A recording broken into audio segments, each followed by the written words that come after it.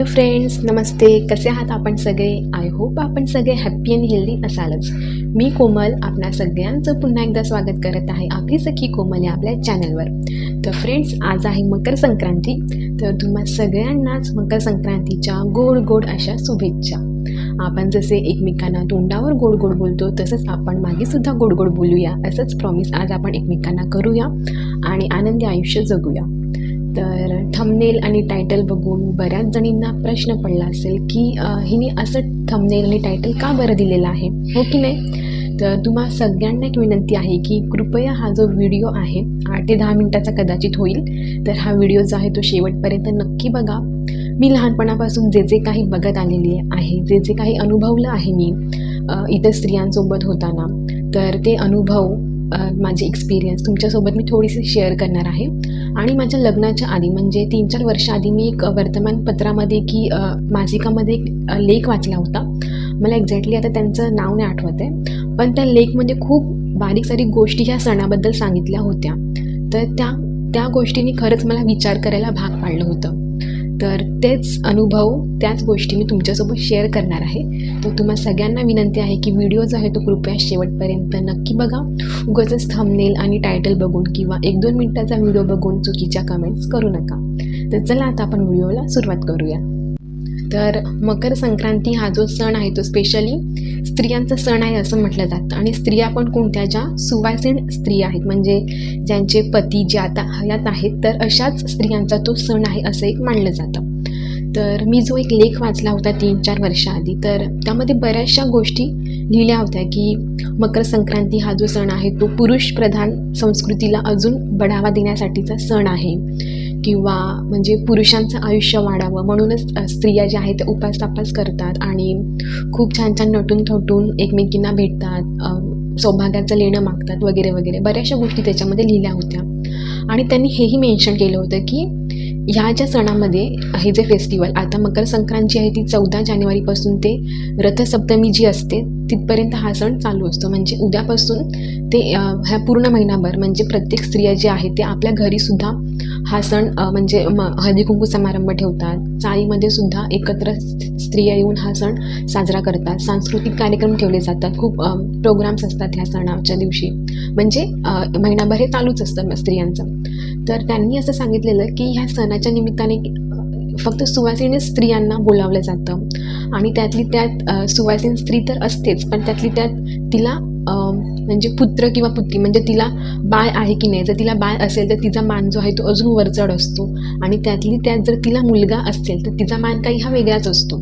तर हाही एक भेदभाव केला जातो असं त्यांचं म्हणणं होतं. आणि त्याचबरोबर त्यांनी सांगितलं होतं की समाजामध्ये ज्या दुसऱ्या स्त्रिया असतात, म्हणजे की ज्यांचे आता पती नाही आहेत, म्हणजे ज्या विधवा स्त्रिया असतात किंवा ज्या स्त्रियांचे घटस्फोट झालेले आहेत आणि त्या आता सिंगल पेरेंट्स म्हणून आहेत, किंवा बिफोर मॅरेज पण सिंगल पेरेंट्स आता मुली असतात किंवा मुलंही असतात, तर त्या मुली म्हणा. आणि लग्न न झालेल्या स्त्रियांचा 2 गट असतो. एक गट म्हणजे ज्या मुलींना स्वतःहूनच लग्न नाही करायचं अशा स्त्रिया किंवा मुली आपण म्हणू शकतो, किंवा मग अशा मुली ज्यांचं अजून लग्नच ठरत नाही आहे, त्याला मे बी अनेक कारणं असू शकतात. तर अशाही मुलींचा गट असतो. तर त्यांनाही इग्नोर केलं जातं, म्हणजे त्यांनाही ह्या कार्यक्रमासाठी इन्व्हाइट नाही केलं जात. म्हणजे बघा ना, ज्यांचा घटस्फोट झालेला आहे त्या स्त्रिया, ज्या विधवा आहेत, ज्यांचे पती आता हयात नाही आहेत त्या स्त्रिया, ज्या मुलींचं लग्न होत नाही आहे त्या स्त्रिया, ज्या मुलींना लग्नच नाही करायचं त्या स्त्रिया किंवा मुली. तर हा जो वर्ग आहे, दुर्लक्षित वर्ग म्हणू शकतो आपण त्यांना ह्या सणासाठी, तर त्यांना इन्व्हाइटच नाही केलं जात. आणि एकतर त्या एकल स्त्रिया असतात ज्या एकट्याच राहतात, तर त्यांच्याकडे सुद्धा भरपूर दुर्लक्ष केलं जातं, त्यांना बोलवलं जात नाही. तर हे का असं? म्हणजे हा जो सण आहे हा स्त्रियांसाठी आहे, तर हा प्रत्येक स्त्रीला याच्यामध्ये इन्व्हॉल्व केलं पाहिजे. तुम्ही फक्त सुवासिनी आहात म्हणूनच तुम्ही हा सण जो आहे तो सेलिब्रेट का करावा असं कुठे लिहिलं आहे? तर खरंच त्यांचा जो लेख आहे तो वाचण्यासारखा होता आणि विचार करण्यासारखा होता. तर मला जर तो पूर्ण लेख भेटला तर मी नक्कीच माझ्या नेक्स्ट व्हिडिओमध्ये तुमच्यासोबत नक्की शेअर करेल. मी शोधत पण आहे तो इंटरनेटवर, तुम्हाला तो भेटत नाही आहे तो लेख आता. तर हा एक झाला त्यांचा मुद्दा. आणि दुसरी एक गोष्ट मला माझ्या आईबद्दल सांगावीशी वाटते. मला खरंच खूप कौतुक वाटतं माझ्या आईचं आणि अभिमानसुद्धा वाटतो, कारण की आमच्या चाळीमध्ये जिथे आम्ही राहत होतो तिथे सगळ्या प्रकारच्या स्त्रिया होत्या, आहेत. म्हणजे एकल महिलासुद्धा आहेत, विधवा महिलासुद्धा आहेत, नवऱ्याने सोडून दिलेल्या महिलासुद्धा आहेत. आणि जेव्हा हा सण यायचा मकर संक्रांती, तेव्हा चाळीतल्या इतर बायका ज्या आहेत त्या संक्रांतीच्या दिवशी वौसायला मंदिरामध्ये एकत्र जाणं, छान छान मेकअप वगैरे करून नटून थटून मस्त. आणि जेव्हा संक्रांतीचा दुसरा दिवस असतो, किंक्रांत म्हणतात त्याला, तर त्या दिवशीसुद्धा एकमेकींच्या घरी जाणं, एकमेकींना वाण, फूल, काहीतरी भेटवस्तू देणं, हे सगळे प्रोग्राम त्यांचे चालू असतात आणि आताही असतातच. तर ह्या ज्या स्त्रिया होत्या आहेत आमच्या चाळीत, मावशी सगळ्या त्या दोघी तिघी आहेत त्या, तर त्यांना कोणीच बोलवत नसायचं. आणि बिचाऱ्या म्हणजे त्या असं दारात उभं राहून सगळ्या स्त्रियांकडे अगदी कौतुकाने नाही म्हणू शकत, पण त्यांचंही एक मनामध्ये एक असायचं की बापरे, म्हणजे ह्या किती छान सेलिब्रेट करत आहेत आणि आम्हाला कोणीच इन्व्हाइटसुद्धा करत नाही, साधं तिळगुळ घेण्यासाठी सुद्धा. पण माझ्या आईचं मला एक विशेष कौतुक वाटतं. मला लहानपणापासूनची ती गोष्ट आठवते की माझ्या आई आधी त्या स्त्रियांना बोलवायची, त्या मावशांना, आणि मलाच बोलवायला पाठवायची की जा त्या अमुक मावशींना, आता मी ते नाव नाही घेणार त्यांचं कोणाचं, अमुक एका मावशींना बोलव आणि त्यांना असं बोल की मावशी तिळगुळ घ्यायला या, ताई तिळगुळ घ्यायला या. आणि तिळगुळाचा सण नाही तर इतर एखादी पूजा असेल, मार्गशीर्ष महिन्यातले गुरुवार असतील, गौरी गणपतीची पूजा असेल, तेव्हासुद्धा त्या स्त्रियांना बोलवलं जायचं नाही. तर तेव्हा माझी आई सांगायची की आता समजा मार्गशीर्षचे गुरुवार असतील तर माझी म्हणायची की त्यांना बोल की प्रसाद घ्यायला या. आणि मकर संक्रांत असेल ताई म्हणायची की त्यांना सांग की तिळगुळ घ्यायला या. मग त्यांना इतकं छान वाटायचं ना, त्यांना असं खूप स्पेशल फील व्हायचं आणि खूप छान वाटायचं.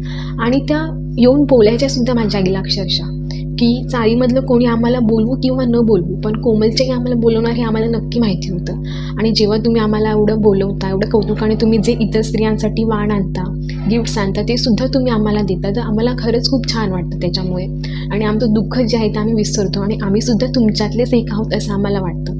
तर तेव्हा त्या गोष्टीचं एवढं गांभीर्य मला नव्हतं कळत. एक लहान वय असतं तेव्हा आपल्याला ह्या सगळ्या गोष्टी नव्हत्या कळत. मग माझी त्यांना बोलायची की म्हणजे तुम्ही सुद्धा एक माणूसच आहात, म्हणजे तुमचा नवरा सोबत नाही म्हणून तुम्ही सुद्धा ह्या सगळ्या गोष्टी का नको तुम्ही सेलिब्रेट करायला, तुमचा पण तो हक्क आहे एक स्त्री म्हणून, जशा इतर स्त्रिया करत आहेत. आता ज्या स्त्रिया सेलिब्रेट करत आहेत ह्या सण, त्या ऑलरेडी त्यांच्या आयुष्यामध्ये सुखी आहेतच, त्यांच्या हजबंडसोबत आहेत, मुलं बाळं आहेत, हजबंड पण त्यांचे चांगले कमवते आहेत. पण तुम्ही ज्या स्त्रिया आहात त्या एकट्या आहात आणि तुम्ही धीराने आणि खूप म्हणतात ना सामर्थ्याने तुम्ही तुमच्या कुटुंबाला सांभाळत आहात.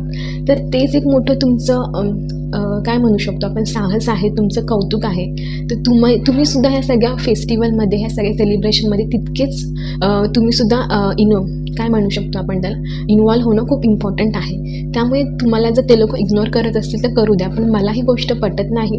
तुम्ही सुद्धा ह्या सगळ्या गोष्टी सेलिब्रेट करायला पाहिजेत आणि तो तुमचा हक्क आहे, अधिकार आहे. अशा कुठच्याच ग्रंथात, पुस्तकात दिलं नाही की हे नाही तर तुम्ही हे नका करू. तुम्ही एक माणूस आहात, एक व्यक्ती आहात, म्हणून तुम्हाला या सगळ्या गोष्टी करण्याचा अधिकार आहे, हक्क आहे. आणि माझ्या एक अडाणी असून सुद्धा तिला इतकं सगळ्या गोष्टी खूप फॉरवर्ड आहे ती, म्हणजे काय सांगू तिच्याबद्दल बोलावं तितकं कमीच आहे खरं तर तिच्याकडनं ही गोष्ट मी तेव्हा शिकली होती. तर मला हा व्हिडिओ बनवण्यामागचा हाच एक उद्देश होता की आता महिनाभर आपण सगळ्या ज्या सुवासिनी स्त्रिया आहेत खूप छान प्रकारे एन्जॉय करतो, एकमेकींना भेटतो, छान छान प्रोग्राम्स अटेंड करतो आणि एकमेकींच्या घरी हळदी कुंकू समारंभ ठेवतो. त्यामध्ये आपण वाण देतो, काहीतरी गिफ्ट देतो, भेटवस्तू असेल किंवा एखादं फूल असेल, तिळगुळ असेल, ते आपण सगळ्या सुवासिनी स्त्रियांना देतो. तर हेच करता करता आपण तिळगुळ समारंभ का नाही करू शकत, म्हणजे हळदी कुंकू समारंभ हे नाव न देता तिळगुळ समारंभ हे नाव देऊया. म्हणजे इतर ज्या स्त्रिया आहेत आपल्या समाजामधल्या, ज्यांचं मी आता मगाशी तुम्हाला उदाहरण दिलं, तर त्या स्त्रियांना सुद्धा आपण का नाही इन्व्हाइट करू शकत, हो की नाही. म्हणजे त्यांना सुद्धा वाटेल की बाबा आम्ही सुद्धा ह्या समाजाचा एक भाग आहोत आणि जशा इतर स्त्रिया सगळं काही सेलिब्रेट करत आहेत तसं आम्ही सुद्धा करतोय आणि हे ते लोक आम्हाला इक्वली ट्रीट करत आहेत. तर त्यांना सुद्धा आनंद होईल. ठीक आहे, तुम्हाला हळदी कुंकू त्यांना नसेल लावायचं, नका लावू, पण तुम्ही जी काही भेटवस्तू त्या सुवासिनी स्त्रियांना देता, फुलं देता, तिळगुळ देता, ते सगळं त्यांच्यासोबत सुद्धा करा. बघा त्यांना किती छान वाटेल. मला एक आठवण तुम्हाला इकडे सांगावीशी वाटते. मी जेव्हा MSWचं शिक्षण घेत होती तेव्हा आमच्या सेकंड इयरला आम्ही अशा प्रकारचा एक हळदी कुंकू समारंभ चेंबूरला ऑर्गनाईज केला होता. माझ्यासोबत एक माझी फ्रेंड पण होती. तर आम्ही सगळ्या स्तरातील लेवलच्या स्त्रियांना तिकडे इन्व्हाइट केलं होतं आणि ते प्रोग्राम ऑर्गनाईज करण्यासाठी म्हणजे 40-50 सगळ्या मावशा होत्या आणि ते त्यांचे पण विचार अगदी माझ्या आईंसारखे फॉरवर्ड. मग त्या मावशींनी इतका आम्हाला धीर दिला होता की नाही मुलींनो, तुम्ही करताय ते खरंच खूप छान आहे. तुम्ही सगळ्या बायकांना बोलवा हळदी कुंकाला, म्हणजे ज्यांना नवरे नाही आहेत, ज्यांचा म्हणजे घटस्फोट झाला आहे, ज्या एकट्याच आहेत, त्यांना पण बोलवा, आम्ही तुमच्यासोबत आहोत. आणि आम्ही इन्व्हाइट केलं होतं. इतका छान रिस्पॉन्स आला होता त्या प्रोग्रामला. आणि त्या प्रोग्रामनंतर इतक्या बायका आम्हाला येऊन भेटल्या होत्या आणि त्यांचे इतके छान फीडबॅक्स होते ना की खरंच म्हणजे करके देखील अच्छा लगता है असं पण ते म्हणत होते. म्हणजे ज्या सुवासिनी स्त्रिया आहेत त्या म्हणत होत्या, अगं म्हणजे आम्ही जेव्हा नॉर्मली हे सण सेलिब्रेट करतो तेव्हा आम्हाला इतका आनंद कधी झालाच नाही, कारण की आम्ही त्यांना नेहमी इग्नोर करत आलेलो होतो. पण जेव्हा आता आम्ही सगळ्यांसोबत हे सण सेलिब्रेट करत आहोत तेव्हा खरंच एक वेगळा आनंद आम्हाला भेटत आहे. तर तो आम्ही शब्दात नाही सांगू शकत. तर तेव्हा ते जे आम्ही काम केलं होतं ना ते आजपर्यंत माझ्या लक्षात आहे आणि ती एक मेमोरेबल आठवण आहे माझ्यासाठी तरी. तर मला एवढं सांगायचं आहे की आता महिनाभर आपण सगळेजण हळदी कुंकाचे खूप मोठे मोठे कार्यक्रम करत असतो. पॉलिटिशियन्स जे आहेत तिथं खूप मोठे मोठे कार्यक्रम ठेवत असतात आणि आपण चाळीमध्ये म्हणा किंवा घरामध्ये सुद्धा ठेवत असतो छोटे मोठे कार्यक्रम. तर ह्या कार्यक्रमाला प्रत्येक स्त्रीला इन्व्हाइट करा. तुमची आजी असेल, काकी असेल, मावशी असेल, त्यांचा नवरा असेल नसेल, घटस्फोट झाला असेल नसेल, तिचं लग्न झालं असेल नसेल, काही मॅटर नाही करत. पण एक व्यक्ती म्हणून, एक स्त्री म्हणून तिचा आदर करा, सन्मान करा, तिला बोलवा आणि ज्या गोष्टी तुम्ही इतर स्त्रियांसोबत करता त्या तिच्यासोबत करा. म्हणजे तो जो आनंद तिला भेटत आहे ना तीच आपली खरी मकर संक्रांत असेल असं मला वाटत आहे. तर आय होप मी जे काही माझे विचार मांडलेले आहेत, माझे एक्सपिरियन्स तुमच्यासोबत शेअर केलेले आहेत ते नक्कीच तुम्हाला आवडले असतील. आणि तुम्हाला आवडले नसतील तर ते सुद्धा एकदम चांगल्या भाषेत मला कमेंट्स करून नक्की कळवा आणि आवडले असतील तर छान छान कमेंट्ससुद्धा नक्की करा. तर भेटूया अशाच एका पुढच्या छानशा व्हिडिओमध्ये. माझी मकर संक्रांत कशी होती, मी कशी सेलिब्रेट केली ते सुद्धा मी तुमच्यासोबत नक्की शेअर करेल. आज जरा माझा आवाज बसला आहे कारण की मला सर्दी झालेली आहे आणि बाळ पण झोपलं आहे, त्यामुळे मी थोडंसं हळू आवाजात बोलत आहे. तर तुम्ही आजचा हा व्हिडिओ शेवटपर्यंत बघितला आहे त्याबद्दल तुमचे मी मनापासून खूप खूप आभार मानते. आणि भेटूया अशाच एका छानशा व्हिडिओमध्ये. तोपर्यंत काळजी घ्या स्वतःची आणि आपल्या सगळ्या माणसांची. थँक्यू.